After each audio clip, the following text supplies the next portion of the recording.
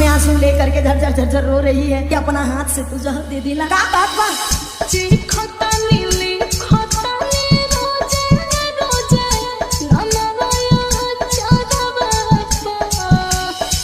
अरे बाबू होश में ना।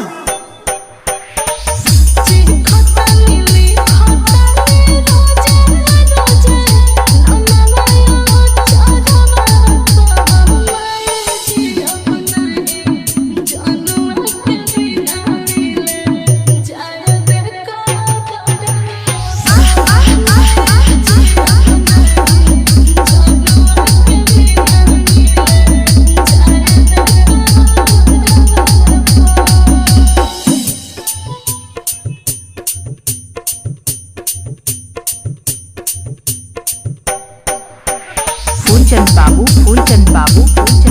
नेवरी गौरा चौराहा बलरामपुर यूपी 47।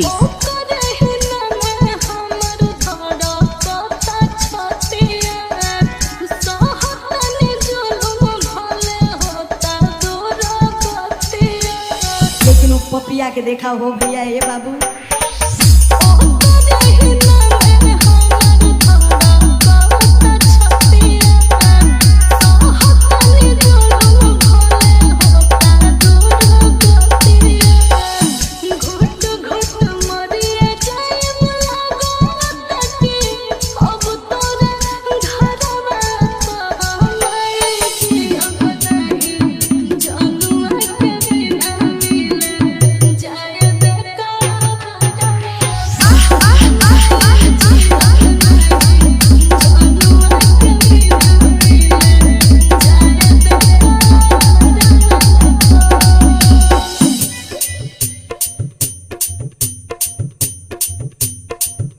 फूलचंद बाबू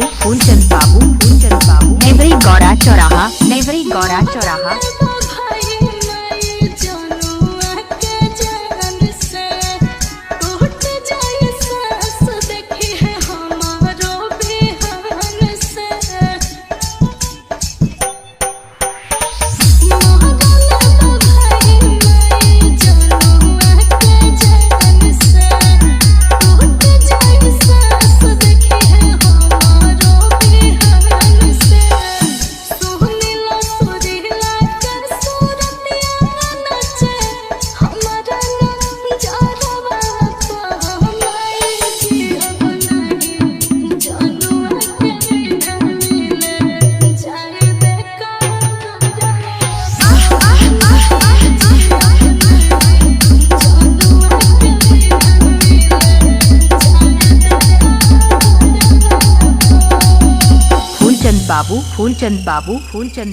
फूलचंद बाबू